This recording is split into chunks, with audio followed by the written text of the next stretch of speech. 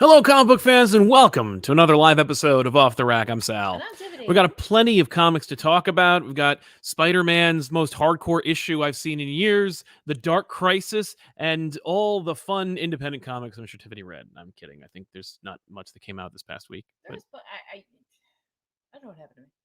I'm reading books this week. I don't know what happened. I don't know what happened. It was like, I've got plenty of time. I have no... It was today. That's every back issues for me now. I feel like I lost time. Yeah. But I had plenty of it, so I don't know what I did. I don't know what my problem is. So while you're entering the show, I'm going to open up these cookies. Oh, I hope you do. We'll make sure to do it off mic. But yeah. I did read... I read Flashpoint Beyond. So I can talk about that too. Nice. There's plenty actually this week. I was worried because I was like, oh man, did I read enough? And then I'm like, oh yeah, no, I did. Even though I skipped a lot of things that I really wanted to talk about. I still haven't caught up on Killing Time. I still haven't caught up on Dark Knights of Steel. Well, have you been killing time? Is that what the problem is? You know, I don't know what I'm doing with my time, honestly. I have no idea. I'm all over the place. I feel like Bilbo on his 111th birthday. Yeah, you feel like butter scraped over... Too much bread. Yeah. Whatever. It's the only time I feel thin. But we want to mention that this show is brought to you by viewers like you. If you're watching the show live, you can ask a question or comment, read it here on the show, and be part of the show forever. If you like this show in audio form, you can check us out as Off the Rack New Comics on Spotify, Apple, all that stuff. Like these fine folks right here, like Lee Allen, who says, "Hey, Sal, I recall you saying once that you wanted to do another back issues on Dark Knight 2. Is that still happening? Hope I don't sound demanding." Not at all. Much love to you too, Lee. Yes, I had every intention of doing that. A redux, if you will. We did it with Spawn. I could do it with Dark Knight 2. And I really, really wanted to, but a peer had covered it arbitrarily, and so I thought, well, I don't want to look like I'm aping off of them. Like I was legitimately planning it, and I'd only talked about it to a few select people, yourselves included. If you're a patron, you probably knew about it on patreon.com/ComicPop, but otherwise, I really kept it kind of close to the chest, which is why it was just a complete shock when I saw it as like a major video for some other rival outfit, and I was like, nope, I don't want to even get close to being accused of aping off of anybody's coattails. So we have a bazillion books to do. I don't need to redo a book right then and there. I also can't for the life of me find it. I have it in singles, but I really wanted to get my trade that was given to me as a birthday present once. And I was like, why did you get this for me? But I have it as a trade somewhere in this vast library. That's what that means, is that when you find it, that'll be the time. Yeah. When it presents itself. Exactly. When it returns. Right. When the Dark Knight returns. There you go. But yeah, I'm waiting for it. Yeah, well, it's supposed to strike again. But but it is a sequel to Return, so it all works. Yeah. Brian Rowland says, love the Superman video. I'd love to see a version Parasite like in the animated series in a movie. Amazing Spider-Man 3 and Poison Ivy 1 were badass. There you go. Well, Ray Farr says, loved the Superman movie video. Couldn't help but notice no Turtle Boy, though. Lol, I always thought 2000 Seth Green would be perfect for Jimmy. Peace. I'm sure that in the 2000s, they would have definitely cast him as Jimmy, although they didn't. They cast somebody else as Jimmy. Yeah, that's interesting. Well, for Superman Returns. Returns, yeah. He also returned. Also, Tiff, I'm making your Choco recipe this week. I'm trying to make them sugar-free also. I'm looking for books like Witches, suggestions. Okay, so, I mean, you've heard me talk about The Nice House on the Lake. You could also check out Nailbiter. You could check out Something is Killing the Children. You could also check out The Bee You Love in the Dark. Harrow County. A lot of these are very different feels, but they're horror moody. But you could also buy Snyder. There's a little horror story called Severed. You might like that too. So there's a lot out there. Gideon Falls is a good choice. The Department of Truth, maybe. Yeah, if you become a Tynan fan by then. Yeah. Well, if you switch from Snyder to Tynan, the reason Tynan's on the list so much is just because he is a protege of Snyder, and so like I feel like you'll get there's like what you're looking for. Which is very distinct. Yes, you know what I mean, in the way that the story is told. Having Jock on art brings it like another level. Yep. So you're not going to really find exactly that. But if you're just looking for horror, some of those might be a pretty good fit. And like I said, with that Severed book by Snyder, totally different artist, totally different look and feel to it, but you will get like the Snyder horror edge to it. So maybe you might want to check that out.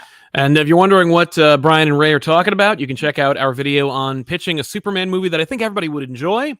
Certainly you will enjoy that video where Ben, Ethan, and myself chat about what makes a good Superman movie, what you might enjoy from a Superman reboot movie. And I was getting the pizza. You were. So we really appreciate it. Key player. Without that, we wouldn't have the fuel to survive after doing such a mentally taxing video. No, we decided that like for those conversations, like 3 or less was the key. Yes. To having. So like, I was like, it was late. I was like, I will get the food. Yeah. Because I want to eat the food. And that was one of those things where I just made a list of things I wanted to talk about that I thought would be kind of fun and would spark conversation. And then wouldn't you know it, this Sunday was Superman Day. And so we were like, oh, that's amazing. Because I was thinking about, oh, maybe I'll release it on Sunday. No competition. I know a lot of my fellow YouTubers like to release videos on Sunday. So I'm like, oh, maybe I'll just drop it on Sunday. I won't interfere with anything. And then wouldn't you know it, Superman Day happened on that exact same day. And I was like, wow, that's kismet. That's clandestine. Let's do it. Dropped it. And the rest is history. It was a well-performing video. It wasn't a massive success, but it did do its job. I also want to mention, good luck on making them sugar-free. I'd love to know how this is going to turn out. Yeah. Honestly. Yeah, because it's hard to make these things without sugar. We are eating the brand name right now. It's true. But yeah, I don't do a lot of like sugar-free baking. No. So I hope it turns out. Me too. Ross Felcher says, when will we get a Storm appearance in a movie in which she yells at the weather to do her bidding? I agree. I hope so. I mean, I feel like we should have already had one at some point, given that the only time that really happens is in the animated series. In the comics, it happens to like a certain, to a deadened degree. But yeah, wind, guide my hand. Yeah. Are you kidding me? Yeah. That's the Storm everyone fell in love with. You know what it is too about that? Like she can do that because she is that powerful. Yep. She can go for it. Yeah. She got the goods to back it up. Exactly. Although I will say, I think Halle Berry didn't have a strong enough voice. I think it would have sounded more like a request than a command. Yeah. I'm like, wind, come on. I don't think it would have been like that, but she probably would have wanted to put her own spin on it. Like even if they showed her like, this is what we're thinking. Right. She'd been like, yeah, that's great, but I'm exactly. and I want to do my own version of that. So I don't know. That's true. We need someone who can like embrace that. Yeah. Command it. Right. For some reason, my brain is always like Beyonce. That's never gonna. Oh man, yeah. Daniel Hospitales, thank you very much for your support. And Chocobo Kid, I loved last week's episode, especially when Tiffany stood up and yelled, "It's Tiffin time." Yeah, that was a great episode, man. Let me tell you. Big Morbius reference and big Morbius fan. Tiffany's a closeted Morbius fan. Let me tell you. So glad that happened. Yeah. All right, let's jump into some books. Bleh, indeed. That is especially bleh. Listen, all you guys out there with your like Morbin time. Yeah. And yeah, congratulations. You've the fact is, bleh is where it's at. That's right. Yeah, you think Morbin time or plasma or whatever the hell they were saying in Blade. No. In the 60s and 70s, bleh would do it. You just gotta go with bleh. Yeah, that's the classic. The classics never die. I can't even take that's like I've never thought about that before. No. As like the sound for a vampire. Bleh. Bleh. Ever. Yeah. Big thanks to Kevin Smith and Mark for like ruining that for like now I'm just like that's what vampires say. Yeah. They say bleh. It was not Mark Bernardin, it was somebody else. I can't remember his name. I don't know. I'm sorry. But yeah. Anyway, I'm talking about Thor number 26. This is of course Banner of War Part 4. Should be called Banner of Thor. Completely dropped ball on that one. This is written by Donny Cates, art by Martin Coccolo. Because it's not really about Thor. It's the Hulk story. Yeah, but it's called Banner. If it was Banner of Thor, then you'd have both names in the name. The entire like little mini thing, like whatever this story arc is. Does it have to like? Yeah, it's about Thor versus Hulk. That's what it is. Oh, okay, then yes. Yeah. Oh, and it's shameless in its execution. Odin has died in battle. He's inhabiting Mjolnir. In the last issue, no, in the last issue, Thor became a Hulk, like he was irradiated, and so the personality of Banner's chatting with the personality of Odin, and so Thor is a Hulk. Mm-hmm. Can Thor be irradiated? Well, here's the thing: if you are Donny Cates, you can do whatever the hell you want. Okay. No, we are like 5 trades past. Can Donny Cates get away with doing that? I didn't ask if he could get away with it. I asked the simple scientific. Absolutely not. But like, this is a different kind of thing. The thing is, any of these arguments can be made or dispelled based on minutia entirely. Like, it's not even like, is this a fact? It's more like, hang on, is my mic on? Should be. Are you sure? No. Okay. All right, I guess I'll have to end the No. broadcast. No. We have to find out. Nope. There we go. Is that better, folks? That should be better. Find out. But hey, that worked out because I'm not eating cookies anymore. Yeah, hey. And you didn't give too many zingers, so it's I not... really didn't. It's fine. You missed my blizz, but we did miss your blizz, that's but okay. let me tell you something. We don't need to worry about There's plenty this. more where that came from. But yeah, so Thor number 26, it's just continuing the story.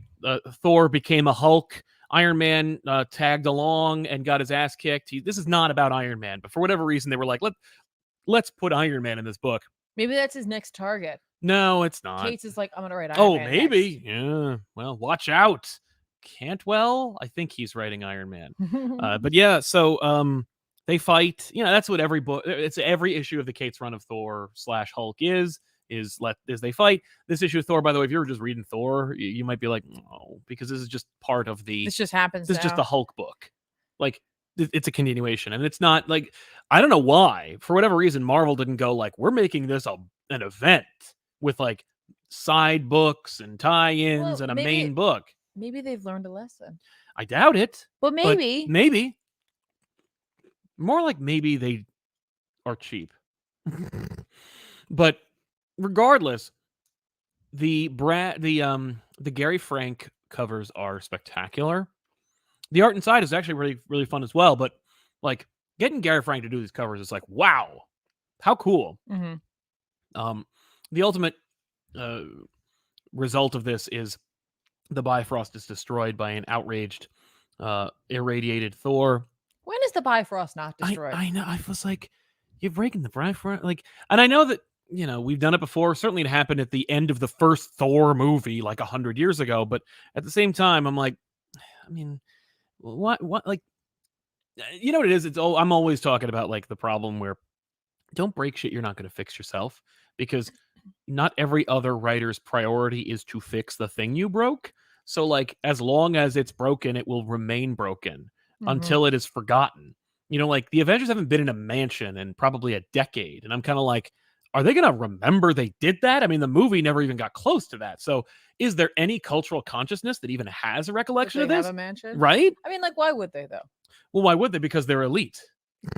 It just seems strange that you're like, I live in a really big fancy house. The XMen have been doing that forever. No, they're trying to pretend often that it's a school. They do own that real estate, though. I know, but I'm just saying, like, originally it was like a smoke and mirrors tactic, you know? Yeah, which they still enjoyed and had tax benefits from because it was a school. Right, but like the Avengers aren't like, you know, hey, let's pretend like we're just a bunch of rich people who hang out and we're... Well, but that's also, I think that's kind of that's kind of heroic, because it gives any evil a target, draws it away from any kind of... If you're looking to just mess it up with the Avengers, you don't need to rob a bank or flip a car. Come to our house and start a fight.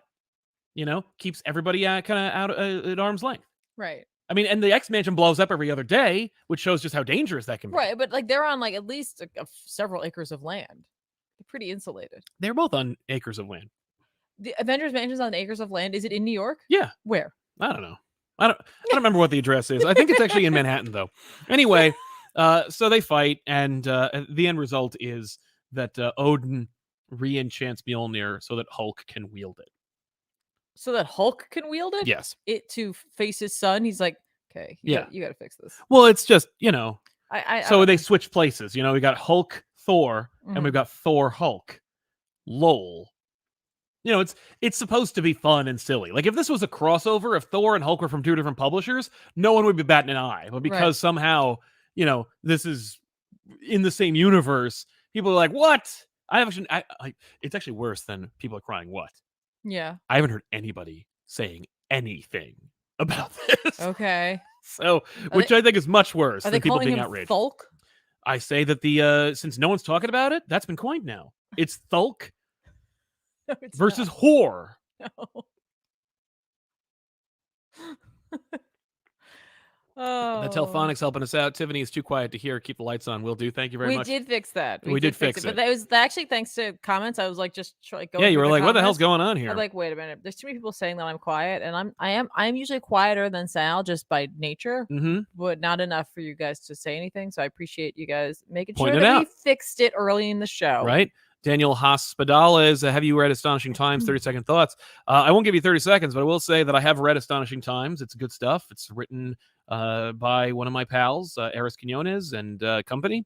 It's also drawn by Rory Coleman, who's great. The art's fantastic, and it has very nice world building. There's a lot of like new comics that come out there, and they're like, or they chase the dream at the expense of the quality. This is neither. It's solid. Like it does its job, and it comes out there and swinging, and it's very hopeful, and it doesn't really it's not breaking any walls or anything like that. It's a fun. It's not breaking respite. walls. Yeah. It's not breaking barriers, it's not changing the world, it's not setting anything on fire, but it is like it's just a solid book. Yeah, maybe one day. Dustin Gebel, with a soonish 20th anniversary of New Avengers, is there a creative team you'd like to tackle it? Tackle it. I'd kill for a Zdarsky, Mora, or Gleason collab. I mean, the New Avengers needs to be something more than just a Donny Cates miniseries that no one will remember, like Marvel Knights. Okay. New Avengers needs to come back. I've pitched this a number of times, just the idea of New Avengers should be another book. Yeah, just like there's Avengers, and then there's the New Avengers. Yes. And like that's the book everyone's gonna read. Yeah, right. Because I'm sick of Avengers. And New Avengers is the book that got me to give a crap about the Avengers. And the other thing is, I know people have complained or argued against it, because everyone's always like, hey, anytime I ever, people talk about how cynical and miserable I am. And every time that I'm like, hey, something should go out in the world, people step over each other to try and say no for any number of reasons. You described it. People say why rather than why not. And Yes. The fact is, New Avengers has Spider-Man and Wolverine on the team, so it's gonna sell regardless. People were saying, well, no, it's not gonna sell because like nowadays it doesn't matter. No one remembers what New Avengers is, and I'm like, New Avengers was the Avengers team with Spider-Man on it. That's the selling point. Yeah. Like, no, it's not about cashing in on the name Avengers. It's about putting out a book that more people would read. End of story.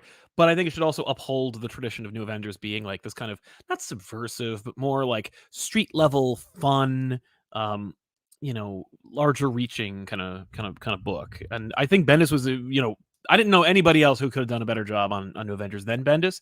Hickman took over New Avengers to factor into his whole Secret Wars thing. And I got to tell you, I dropped the book because it wasn't about that anymore. Right, it was about something else. It was about what he wanted it to be. It was a complete departure from the concept, the conceit of New Avengers. So yeah, I mean, Zdarsky would be a good pick if he wanted to do it. But again, like Zdarsky is the kind of person who, if he's like, I kind of told my story, I'm good, he'll leave, and then the book is dead. So it needs to be somebody who like really likes and cares. I wouldn't be against seeing somebody like Cantwell or Jed McKay or or Bendis coming back and doing it, or but somebody who's like fun and hungry and really wants to do it, wants to tell that story. Absolutely. So, and Matthew Terlaga says, any possibilities of getting a future G, B, and U on the Tangent universe? Maybe one day. I gotta find more. I have a few Tangent issues. Okay. So yeah, that'd be fun. Yeah, right. I agree. So what did you read? I'll just do this because it's here. Yeah, why not? I read this. I read Poison Ivy #1, written by, I should know the names, G. Willow Wilson and with art by Marcio Takara. I really like this book. Yeah. I even like the paper it was printed on. Ooh. I like the lettering. I like the art. Kind of dig the story too, honestly. Paper's different. Like, feel the interiors. They're less glossy, but it works for this book. Yeah. Art's really gorgeous. Yep. This for me.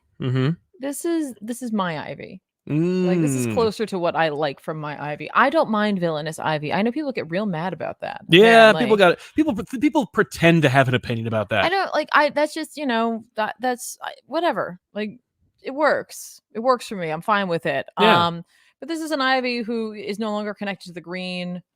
She's had a rough run. We kind of get a breakdown of it in here. So if you haven't been keeping up with her exploits in other books, this will kind of fill you in a little bit, enough for you to get it. But like, she used to have significant power, and now she doesn't anymore. And she's having a rough time with it.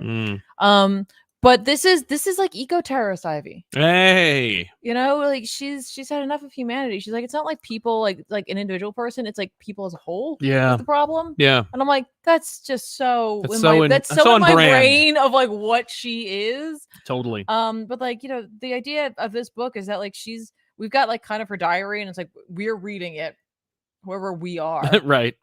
And it's like by the time you read this, like, you know, you think I'm like monologuing, I'm like the villain, I'm giving a superhero a chance to save the day.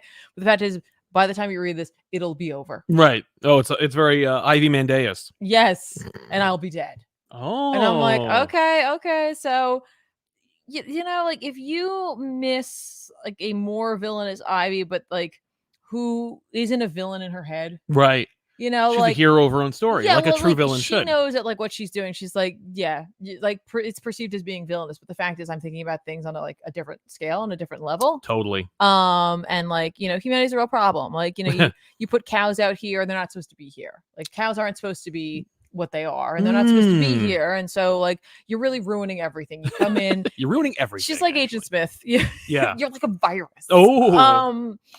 But so if that's what you're looking for your Ivy or from your Ivy, then you might really be into this. If you're the type of person though who's like, I like Ivy, the like sort of hero, right? Who's like the anti-hero, who's or the supporting character in a Harley book, right. Now Harley is in this in flashbacks, but very much Ivy's on her own here, and I'm really honestly looking forward to this story and to see its conclusion. The art, like I said, is honestly spectacular. Yeah.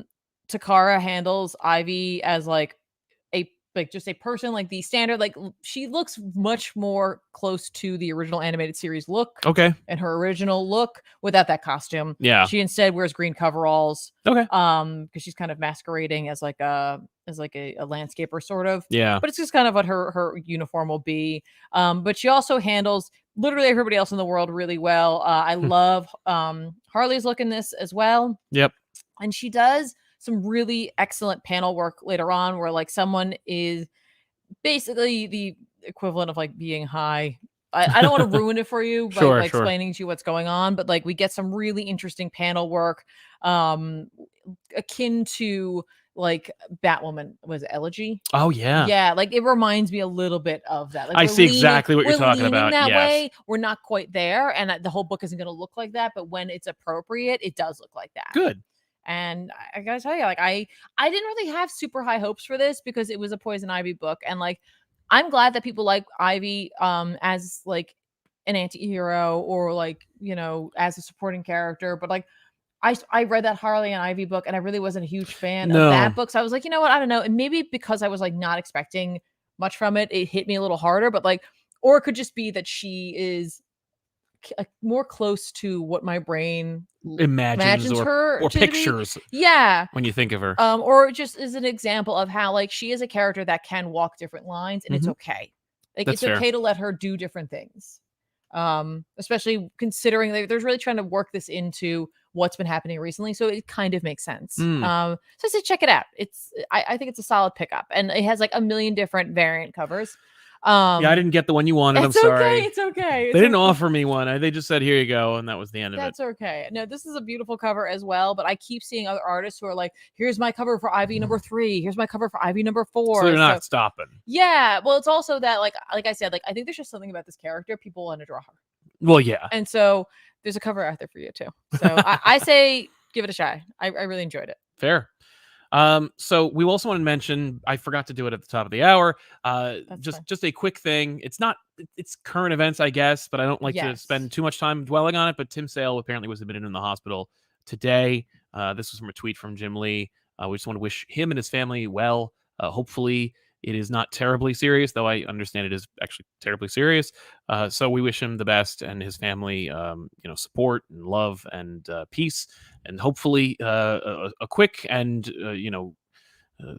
eventless recovery. But we'll see what happens. But I'm hopeful for Tim Sale. He was a very nice guy. We've met him before, and an incredible creator in his own right. And so we're pulling for him. Yeah, and honestly, when we met him, I made sure to grab. We had an issue of Haunted Night, because I love his portrayal of Poison Ivy. It was talking to him about it, he loves it too, but he didn't want her to show up too much because it's a real pain in the ass to draw that. Yeah, he likes to put leaves on, And it's leaves like are real. it's an incredible amount of them, and they're not hyper detailed, but it's still something you have to draw every panel that she's in. Then, Yeah. so it's a commitment, but like he definitely liked that look, that portrayal of her character. Well, where she is, she grows. Like things grow around her. Yeah, it's a beautiful, beautiful interpretation of her character. And I'm so thankful I got to tell him how much I enjoyed it. And like you said, I wish them all well, no matter what. Right. Dan with the Plan, have you seen season 3 of Love, Death, and Robots? They kind of did your pirate ship Predator pitch. Well, good for them. No, I have not. Literally, everybody keeps telling us to watch that, and honestly, I just couldn't care less. No, you see it. It's literally, I have it on my Netflix. I know list, it's on your watch list. Your watch list, yes. But you know what happened, guys? We watched season 4 of Stranger Things, and then I was like, oh, I threw on the first episode ever just to see, because season 4 so far has really reminded me, or made me recall a lot of things from season 1. Yep. So we started watching that, and honestly, I'm committed to finishing that season again. Yeah. Because there were things in that season I was like, I don't remember any of this. I remember very key things from that, but there were some other elements to that first season I was like, what? I literally was like, how are they going to get out of this one? Yeah. But I know they do. Yeah, I was like, who's that body? Yeah. Yeah, man, that's because that show came out, what's 6 years ago? Well, yeah. Well, it's 4 years and 2 COVID years. Yeah. Well, and we we binged it, as was the style at the time. It was the style. It still is from Netflix, but not anything else. So, I remember we watched the first episode and we were like, oh, okay, well, we should watch more. And watched 2 or 3 more. And we just binged through the whole show. And it was like, if you do that, you're going to lose details because you're just trying to get through the story. So, I think that accounts for why we probably didn't remember certain details. Yep. And why it's great to go back and revisit it, especially because it's a great show and it's really well written. Yep. And also really well directed. And I know people have been reminding me of this, but I noticed it on the credits when we watched it, that Sean Levy directed at least a couple of the episodes, if not was working directly on the show. And I'm like, but Sean Levy, but he directed Free Guy in that Awful Adam Project movie. He's a really milquetoast director, but why is this show so good? And it's like, oh, maybe he's just he has something to say with Stranger Things, and in the rest of them, he's like, well, he's just whatever Ryan wants me to do. So we'll see what happens with Deadpool 3. I understand they're moving forward with Deadpool 3 though faster than we thought. Charzy says, hey Sal and Tiffany, love you guys, and the Superman video you did, thank you very much. I'm glad you checked it out. Personally though, I'd love a period piece Superman story, DC Universe as a whole, something either in the 40s like Golden Age or 80s like Post Crisis. That'd be kind of cool. I'd like to see a 40s kind of palate cleanser Superman movie. It'd be cool. I know a lot of people pitched the Superman Smashes the Klan. Do that. Do a movie that is set in that time, that is a period piece. It's also like a palate cleanser, that is not in any continuity. It's just that's the story, So yeah, everything okay? Oh yeah, no, I was promoting how good the cinematography is on Stranger Things. Yeah. And how the mise en scène is on point. It's spectacular. Damn right. If you don't know what that means, look it up. Trust me. Once you get that in your repertoire, you're going to use it all the time. That's right. Brian Lewis 97 off the rack is the best way to start my week. Happy Monday. Happy Monday to you too, man. And Matthew Terlaga, considering how they both are eco-terrorists, I'm surprised they never paired up Ra's al Ghul and Poison Ivy. I think they work well together. I don't think they work well together at all. No, I don't think they would either. She and he have 2 very different ideas. Yeah. Or concepts, especially in this book where she's just everyone should be gone. Everyone. Yeah. I don't think that really aligns with Ra's al Ghul's plans. Oh yeah. No. And it would be one of those sure, we're working together until we literally backstab one another. Oh, exactly. I can imagine them establishing a thing your Lazarus pits leach into the soil. Nothing can grow here. I read Flashpoint Beyond number 2. So I can imagine a timeline. This is Jeff Johns and Jeremy Adams and Tim Sheridan and Mikhail Zhenin and Zermanico. When I do a motion, I should describe it for anyone who's listening to this post live show. Oh, so the Jeff Johns finger gun. Damn right. So this is a book that I can imagine another timeline would have been a big screaming deal, and instead is a thud and a half. This is a book about it's basically its own kind of crisis. And it's it stars Thomas Wayne Batman in the Flashpoint universe, and he's trying to unmake his reality, and so he kidnapped his reality's version of Barry Allen, who was assassinated, and then he found out all these other time oriented characters in his reality that are analogs 4 other characters in the main Earth Prime, Earth Zero reality are being assassinated, like Wave Rider and like other characters who are just he's like, there's someone is keeping me here and someone's keeping this reality afloat, and it's wrong. And and so you're watching this kind of Thomas Wayne becoming unhinged, or being more unhinged than usual. Say, becoming? Yeah, well, being more unhinged and being like, I just need to undo this because this reality shouldn't exist. And so as a result, he's like being, more hardcore, and just all of his justifications for his actions is like, well, who cares? This reality sucks and it's fake. It shouldn't exist. And so when I'm done, it will not exist anymore. So so I can like live my life like I'm playing cheat codes. And then Psycho Pirate shows up, and you could tell Johns did no coordination with anybody for it, because Psycho Pirate is not Psycho Pirate in right now. Psycho Pirate is in the service of the Great Darkness in the Dark Crisis. And in fact, Johns almost takes like a big pot shot at Dark Crisis by having an implication that Psycho Pirate left the main universe and came here to hide from the Dark Crisis, as if to say that the Dark Crisis won't affect what's happening in Flashpoint Beyond. But then Psycho Pirate is hanged in his jail cell or suicided, and I'm like, that completely disrupts any of the plans that Williamson's doing with Dark Crisis. And then someone else is like, well, maybe that's not. I believe it's even Psycho Pirate himself before he dies says something like, I don't even know if I'm the real Psycho Pirate. And I'm like, okay, so you're just being a dick. Like, you're just futzing around with this, with continuity, being like, I used to be in charge. I used to like call the shots. I used to dictate what's going on. I used to finger guns all over the place. Yeah, that's right. But they also reference Dr. Manhattan. They don't call him Dr. Manhattan, but they talk about him quite a bit. Because, of course, Jeff Johns is the only one who used Dr. Manhattan outside of Scott Snyder in a kind of tongue-in-cheek, fuck you kind of way. But yeah, so Flashpoint Beyond, it's utterly dispensable, not going to matter, nobody cares, but if you don't like Dark Crisis, maybe you'll like this instead. It's literally just like it should be called Flashpoint Alternate Crisis, where it's like, oh, you don't like what's going on over there, you can read this. It's a little more dark, it's a little more grim, it's a lot more Batman. There's 100% more Batman in this than in Dark Crisis. But, I suppose that's true. You can put that on the cover. Yeah, you could. But it's like, it's just... There's one thing that happens, and it's at the last page that I was like, oh, we'll see what happens with that. And I'll just spoil it because the book doesn't really matter. But like the Flashpoint Superman shows up, and he's like, hey, knock it off. And it's like, oh, cool. Like, you're seeing Superman and Batman of the Flashpoint universe team up. That's kind of cool, because you didn't really get to see that, and it wasn't really explored. Now you get to see it. That's kind of fun. Okay. Cool. But is it cool? I don't know. It certainly is, as the kids say, mid. Cool? So we'll see how it goes. But yeah. What else did you read? I read Marauders this week. Natch. Sure. Which is, of course, written by, I think it's Steve Orlando.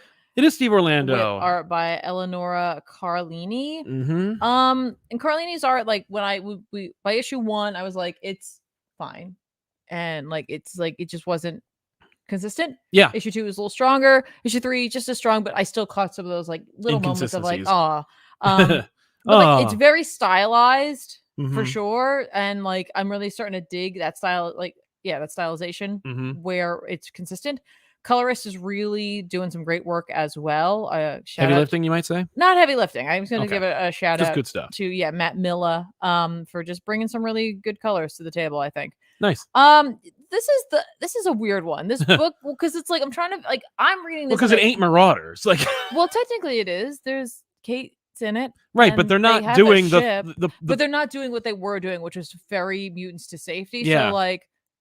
So it's a different book. If you're on Earth and you want to get to Krakoa and you can't, well, I heard Cape Pride is a pirate ship, and I'll just go to the port. Oh no, she's in space. See, if you're going to be part of the mutant nation, you need to understand sometimes we're going to space. Yeah, and sometimes it takes precedence over you. Yeah, sometimes we're going to go to space. Sometimes we're going to go to a magical D&D land. Sometimes we might go to a place where dinosaurs exist still. You don't know. You don't know what's going to happen, but That's space fair. going to factor in. Okay, at fair some enough. point or another. if I were trapped, I guess I'd kill myself. What? No, you don't want to do Because that. then I could just be resurrected on Krakoa. But you don't know that necessarily because that's not common knowledge. You don't Right. find that out till you Well, get isn't there. Cerebro picking my shit up? Yeah, but like you wouldn't know that. Wouldn't I? Oh, that's right. No. They're not telling me. Wouldn't Professor X? Shouldn't he send like a bulletin every once in a while No, mentally? I think that's a bad idea. It's not until you get there. You got to drink the Kool-Aid first before you get the Right. resurrection. Okay. You gotta be down for orgies first. Yeah, you got to make more. And then be like, oh, mutants. by the way, like you won't die here. Yeah, it's cool. It's cool. Don't worry about it. But don't tell anybody. Yeah. But also, like, there's like a list, like a mile long. Mm-hmm. Like you don't know. Oh who's yeah, gonna that's come true. And they back, keep like- bumping everybody and like, on what it. happens after this all falls apart? Well, when it all falls apart. Yeah, so like, but I'm just saying, like, you're in that world. If it all falls apart, then you're not going to be. No, you're not going to do that. That's a bad idea. Bad plan. All right. Yeah. That goes against everything Kurt's talking about in Legion of X, which we'll talk Well, that's about very true. later. Oh, good. But this is the book. Here's what it's like. I'm like perplexed about a little bit because it's like this is Marauders, and we're doing this whole thing with like the Shi'ar and the Crimson Kin Crimson. Okay. Which is the Crimson. It's Yeah. it's Eric the Red. Oh, okay, right, cool. But there's more of them, and they all like in a secret like brotherhood of like they get triggered. Like so people can be like a part of the Kin Crimson, you don't know it until like something happens and they have to reveal themselves. Oh, okay. And it's like, haha, I'm here. It's like Origin 66. Yeah. Yes. 66. Yeah, except you knew they were clones. You just didn't know they were going to shoot you. Yeah. But that like there is a like there's like a secret that they have been like keeping from mutants about like essentially the first mutants, right? Oh, the first are they blood- deviants? No, we don't know. Like we don't know what it is, and that's what I'm saying. Yeah. Is that like this is so interesting that they're doing this? Like Because it's like there's a whole event from Kieran Gillen that's doing the that's- exact same thing. that's going on, right? And that like I'm like, are these two things going to somehow come together? And like that's why they're doing this. It's just like almost be like a tie-in, but not really, because you could just read this and not worry about anything that's going on over there. I think. And in fact, it might be they have nothing to do with one another at all. That's true. Let's be honest. Probably more likely. Maybe. Yeah. But this is the book in which like, Xandra is being like coerced by, Zelphos, who's a Kin Crimson, Mhm. one of her previously trusted companions. The Marauders have been caught or captured recently by Gladiator and her guard, and they're like in Sonos's like dream space. They're trying to figure out what they're going to do, how they're going to get out of this one, right? Meanwhile, Cassandra Nova's like kicking ass and taking names. Yes. It's interesting. They brought up something that I hadn't really thought about, and it was just an interesting way to think about it because like Xandra, Deathbird's also like been like flung far from the fight. Oh no. She's like, I guess, trying to get back. She's not here. Mhm. But like that basically, that sounded like it was in the building. I know, I right? did not like that. But that like Xandra's two aunts are on the playing field. Oh, okay. If you think about it, Yeah. because Cassandra Nova is her aunt Mhm. and Deathbird is her aunt. That's right. I'm like, she got two aunts who are just maybe trying to help her out. I don't know. I know Deathbird is, but Right. Cassandra Nova, I'm not. I wouldn't trust her as far as I could Because throw her. she knew all about this, and she's kind of set these things into play because Yeah. like for her, she's like, no, I'm helping the mutants because like there needs like something's gonna come out of this. We don't know what it is, right? Yeah. And we still don't know what it is, right? Yeah. But the first blood spilled. We need to figure that out. And Xandra basically had committed in the last issue that like, okay, in order to keep the peace, we have to not tell them. Right. And then she has an audience with them, and she's like, you know what? No, I'm mutant too. We need to tell them. Okay. Which immediately sets into effect the fact that like she's like a traitor to the Kin Crimson, even though she's the leader of the Shi'ar Empire, right? And so like they're gonna come to blows. At the end of this, I will spoil it for you. So if you don't want to, just put your hands in your ears for a second. But that like Xandra is like attacked. Oh no. And Is like, she gonna die? we don't know. Cool. We're just gonna see the next issue. Well, since she's no like- one's doing anything with her, it wouldn't really matter. Well, and certainly Xavier couldn't care less. right? She left with like the Marauder, so she was like with them. Oh, so, like, okay. Because they're like, okay, we're just gonna go. I mean, she's a great addition, except that she's also in charge of like an entire fucking planet. Yeah, well, she left. She left Gladiator in charge. Right. Yeah. Great idea. So like they go to the Crag, which is this like prison thing, to like find this information that they need, basically. Okay. So we'll see. We'll see how long they can drag this out for. Which Well, it's only issue 3, so think probably it's- 3 more but issues. I think I can't remember if this is one of the ones that's a mini. Not a mini, but like is like the issues 1 through whatever. is- Right. this. But I'm really looking forward to seeing if this is going to end up revealing any information that might be important. Have to, farther reaching implications. Yeah, to the Gillen. Yeah. Event. I don't know. Do you? What? I was gonna say, do you want to keep talking about X-Men? We can. Why not? We got bigger fish to fry since X-Men has become its own kind of corner of the universe, and nobody really cares what's happening in it anymore. So Legion of X came out, which I didn't get a chance to talk about the first issue last week. Yeah, how'd you like it? I liked it. Okay. I mean, it's Sci Spurrier, right? It is Sci Spurrier with art by Basil Dua. Basil Dua. That's exactly it. That's it. By Jan Basil Dua. Mm-hmm. Think of this book as a continuation of Spurrier's last Way of the X. Yes. And all the stuff that went with that. Mm-hmm. Where it is very much that same sort of squad. You got Nightcrawler and Legion. Pixie or whatever. Pixie, Lost. Yep. Fabian Cortez, Dr. Nemesis, right? Now we're going to add on 2 more people. Okay. Which one of them really, like, it's funny. I just looked this up.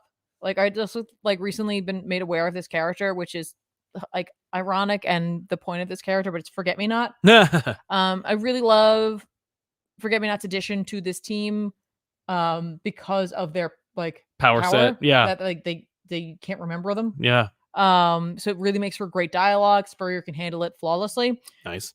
And the Juggernaut's here. Oh, cool. Why? Think about that. As we got family members of on Xavier. Krakoa. Yeah, right? he's not a mutant. No. Now, think of this book not only as a continuation of that, and so we're going to have religious implications in here in terms of, Kurt has his own thoughts on religion, on a religion for Krakoa. Yeah. On like just religion as a whole. Right, because that's what it's about. Arakko is going to come into play here in terms of religion as well. But also think of this book as, all right, so you know how like X-Force is really supposed to be like, it's the CIA of the X-Men, yeah. This is like the Law and Order. They're like, this is like the police procedural. It's like their X-Forces want to deal with like the minutia of Krakoa. What the hell are you doing? They want to deal with the big shit that like, Beast can like screw with things and make power moves and all that crap. You don't want to deal with like, oh, this people is doing this to other people in Krakoa and that shouldn't be happening. Right. Nightcrawler's taking care of that. His team's taking care of that type of stuff, right? So it's kind of cool because like they investigate things. There's Switch, who's a mutant, comes back and is like skin jacking people, which means he's getting into them and then like mutilating them. Yeah. So like it's really messed up, but like so they gotta solve the mystery, right? Meanwhile, Nightcrawler's been called up to Arakko by Storm, which is great because he like really lays it on thick. This is the first issue where like he like bows before her. He's like, "Oh, I bow before you, oh like great leader of what?" And she's like, "What are you doing?" No, he's like, "I'm doing it on purpose." Yeah, no. She goes like, "Get up, you idiot! I'll stick a royal thunderbolt up your ass." No, it's adorable. Like honestly, like they go there because on Arakko, the Arakko people don't believe. Well, okay, they do believe in religion. There is no god that they follow, though, because what god could be worthy of the Iraqi people? Right. Right. So, like, Apocalypse, but well, he's not really a god. They're talking like real mythological. He deities, acts like one, right? Yeah. But so, like, the idea here is that when Arakko was plopped from Amenth into our reality, in our universe, that like a whole bunch of like gods came to them to be like, "Hey, you're pretty impressionable. Don't know shit about anything." Cool. And so like they've been trying to infiltrate and like like our gods, like Khonshu is like, maybe I could use Khonshu hasn't shown up, but like yes, anyone like that could show up. That's cool, right? And be like, "Hey." And so what's been going on is like they have like much like they have the Crucible. Almost every dispute in Arakko is held in like is settled in an arena. Yeah. So it's like someone was owed wages for work, and so they had a battle. Right, naturally. Do they have a resurrection protocol? No, not that I know of. But I guess they technically would be part of it, right? Because it's like, they're mutants. Yeah, they're like they come back to life on Earth, and we ship them back to Arakko. Yeah, you just send them back. I mean, I guess they have Gateway. Yeah, exactly. Yeah. But like they don't fight to the death always. You can yield an honor, and it's fine. But like when the god shows up, they had this in the past where like there was one of their people who had their mutant power was they could summon a god at will. Okay. And so like they had all these gods. It did not work out for them at all. They ended up like dismembering this guy, but keeping the head alive. Okay. And so like whenever a god shows up, if it ever happened, they would use the head to summon them forth. They very rarely ever had to use it, but like in like the past like month or so, they had to do it like 10 times. So like they have like this thing going on where it's like there's like a god who like came before these guys are like, oh, here, check out our god. This guy, trust me, he's gonna be worth it. You just wait and see. And they like try to summon him. He's like, no, I don't want to do with you people. I don't want to do that. And so they force him to come. Mhm. And then all over Raqqa, everybody in the stands have to like fight him. That god. Yeah, who's like a huge frost giant, basically. Okay. And so like they all just crawl on him, and Nightcrawler's like, What the hell? why am I here? Right. What did I do? What am I doing here? What is this about? And then he doesn't yield, but there is a newish. I think we have seen this character in like back panels of things. It's just a giant eye called Aura Serata, the Witness. Okay. They're there to witness. Yeah. That's that. There's a big eye and like a little thing. Right. Like a personish crown or thing. whatever. It's like a personish thing on the top, but like it's Ah. really. Yeah. So anyway, their power though is that like they can basically. They look at the god and it like turns to a void, like it goes away. It's like, poof, gone. Okay. Like forever, presumably, right? Yeah. So like Nightcrawler's like, I still like I'm not really seeing why I'm here. Apparently, a trickster god came to like woo some of the Iraq people and then disappeared, and they're trying to find them. Okay. And I'm like, Loki? I don't know, but like I sort of hope so. Yeah, right? that'd be kind of awesome because Loki's actually connected to the XMen Yes. and Storm. Yes. So basically Nightcrawler is there to assist in the investigation because they need to bring someone from Arakko to Earth or to Krakoa to try to track them down. Okay. And since he's the constable, Yeah. he has to help. So he's introduced to, I don't know how to say her name, but it's Zen. Oh, yes. Weaponless Zen. She's dope. I really like her a lot. She's weaponless because her mutant ability is that like basically she can like paint truths, which is not a skill for battle, and so she is weaponless. So she does Gotcha. not fight. Okay. So he thought originally she wasn't a mutant, Right. but she's like, no, I I definitely am. She's also like into him. Okay. Cool. There's a really great interaction because like she says that he's a priest, right? Mm-hmm. And he's like, not really. It really didn't work out. He tries to explain it a little bit. She's like, do you have the vow of celibacy? And he's like, that one didn't really stick. That was one of the things that didn't really work for me. Okay. She's like, that's good because you're very pretty. Oh. And your fur reminds me of like this lichen that grew on the battlefields of Amen. So we should bang later. Okay. She just says that. He's like, yeah. It's like, sure. And Carla's like, why not? Okay. Yeah. You're the one who suggested it in the first place at the council meeting. The actual banging. Mm-hmm. So that doesn't actually end up happening for him because they immediately he dies. No, they go in. No, they end up immediately investigating as they're dealing with the Skinjacker, and Legion in the first issue is visited by what's the heck's her name? I'm gonna get it. Mother Righteous. Okay. Who wants to make a deal with him basically to like let him like take control of Krakoa. He's like kind of thinking about doing it. Yeah. Blindfold's been resurrected, but she doesn't want her body. She's a precog. Now she can come back. So she just lives kind of in the mindscape right now. Okay.